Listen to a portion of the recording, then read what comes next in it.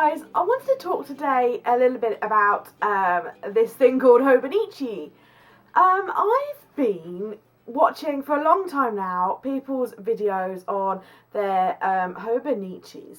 Some of those people have been Miss Vicky B, Hoodlums, Romney's Realm, Pocket Full of Vintage. I will link all of these people in the description below. If you haven't seen these people's videos, then go and check them out. And so for a long time I've been watching and I've really liked what I've seen, and I've been umming and ahhing for quite a while now about whether to get a Hobonichi. Why do I want a Hobonichi? What is it about the Hobonichi that appeals to me? And I've just kind of been umming and ahhing about it, and I'm just trying to, I was trying to work out in my head, what is it about the Hobonichi that I was interested in? And because at the end of the day, I was trying to work out, is it the actual planner? Is it the actual book that I really wanted? Or is it the style of journaling that I wanted? And so I've continued to watch these people's videos and enjoyed what I've seen and kind of thought, yeah, that's something that I'd really like to do. And then, if you guys followed me on Vlogtober, you know that I finally got to the point where my mother-in-law asked if I'd like anything for Christmas. So I started to investigate a little bit more seriously the Hobonichis. And personally, whilst I really like them, even though I wasn't paying, I couldn't justify asking for it, because I would have fairly been okay paying, say, £30 for the book and the cover, but then to pay an additional £30 for the tax and everything was just crazy, in my opinion, because then, you're looking at £60 for essentially a notebook and a cover. So then I started to think again more about what is it about the Hobonichi that I like? And if it was the style of journaling, for example, Miss Vicky B, she does a couple of doodles or sketches of her day and a little bit of snippet of writing next to them. And then Hoodlums, she sort of sticks ephemera in and bits and bobs. And so I was trying to think, is that what I like? Is the style of the Hobonichi that I like?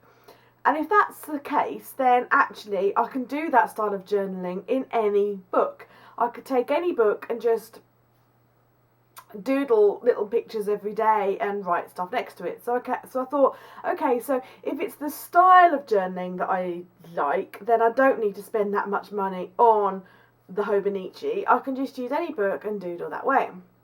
So then I was like, okay, so is it the style of book that I like, the grid and the way it's set out, where you can record the weather at the top and all that kind of stuff? So I don't know. I think it's a combination of the two, but I really couldn't work out what it was about the Hobonichi that appealed to me. Whether it was just that I enjoyed watching other people's videos and liked what they had done with their Hobonichis. Anyway, I couldn't pinpoint exactly what it was about the Hobonichi that I really liked the look of. Was it the book? Was it the style? Was it just the people's videos? So, coupled with the price that I would have had to have paid for the tax and import and everything, I thought this is just crazy. So I decided that it was still something that I was interested in and something that I would like to give a go. So this is what I decided on. So I decided to go down the Fauxbonichi route. And this book I bought from Paperchase, but I actually bought it via Amazon, to be honest with you, because I had an Amazon gift card, so I thought I might as well use my Amazon gift card. It was £9 with free shipping here in the UK, which I thought was pretty good. It's I know a lot of you have already seen this book around. Like with a lot of things, I'm always late to the party because I am a massive overthinker. I'm self-confessed overthinker, and I spend quite a long time umming and ahhing and weighing up decisions and deciding whether that's something I want to get or not, by which time everyone else has been doing it for however long, and yeah, I'm not always one to follow the crowd either, so it takes me a while to kind of, get things. So a lot of you may have already seen this notebook, so this is nothing new to you. You're like, yeah, this is old news, Anna. But anyway, it was from Paperchase here in the UK. As I say, it was £9. It's 300 pages. This has got like a faux plasticky leather cover, and it is super thin, which I knew it was going to be thin anyway because of what other people have told me, and it's super thin and floppy. I'm not actually minding it too much, but at some point I shall get a cover for it, but for the time being I'm not terribly worried about it. So 300 pages, and it lays flat open straight away, and it is just gridded all over. So it's not got the layout like the Hobonichi. If you've seen it, the Hobonichi has like a line and then the day, the date, and the space for the weather. So here we go. This is my Fauxbonichi, and I decided that I wanted to try and not copy, because everyone has their own style, but similar to how Miss Vicky B does with her little doodles and sketches, that's what I decided that I actually like about the style of the Hobonichi. So what I've been doing is just that. I have been doing a little sketch and some journaling about my day. Now you'll notice that at the top there I haven't sectioned the top of my page up like the Hobonichi or like Vicky does. I decided to not do that. I mean, it's my journal, I can do what I like, and I decided that I'm not massively into recording the weather per se, and I decided that if I wanted to record the weather I could do it in my main pages, like here I put a sun because it was really sunny and warm.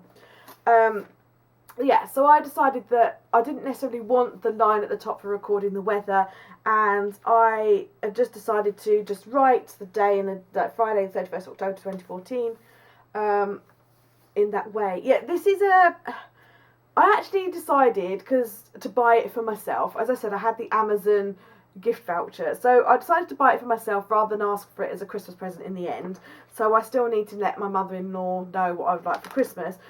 So because I bought it for myself, I decided to start using it straight away. If it was a Christmas present, then I probably would have put it away for Christmas. But yeah, so I've started using it straight away, hence the October.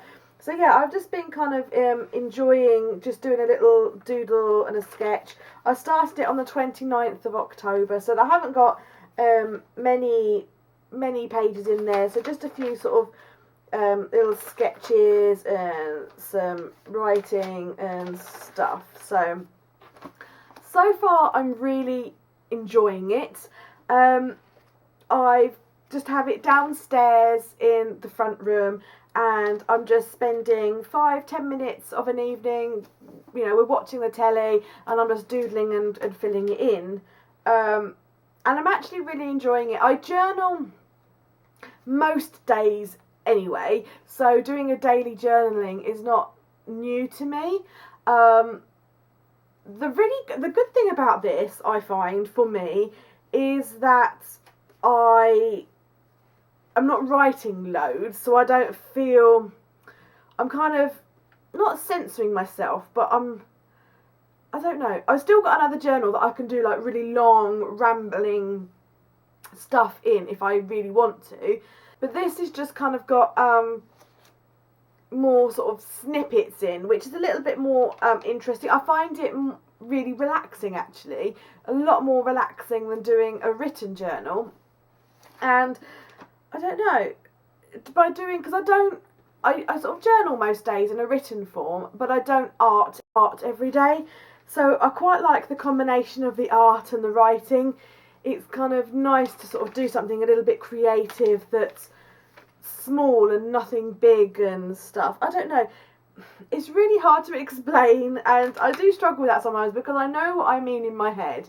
But it's just like a way to be creative in kind of like a small way without, you know, I don't know. I never feel like my journals are a place for me to relax and express myself and have fun. So I never feel pressured to create anything in my journal.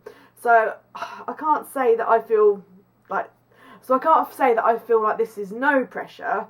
But what I'm trying to say is it's just really relaxing of an evening, 5-10 minutes just to kind of do a little sketch and colour it in.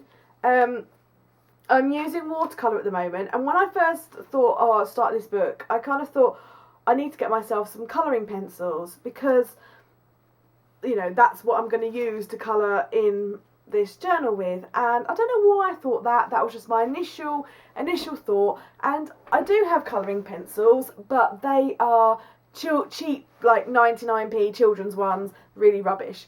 And I thought, oh, I really, you know, for a long time now, I've thought I'd like some like nice colouring pencils. And I thought, yeah, I'll ask for colouring pencils for Christmas, and then I can use them in this journal.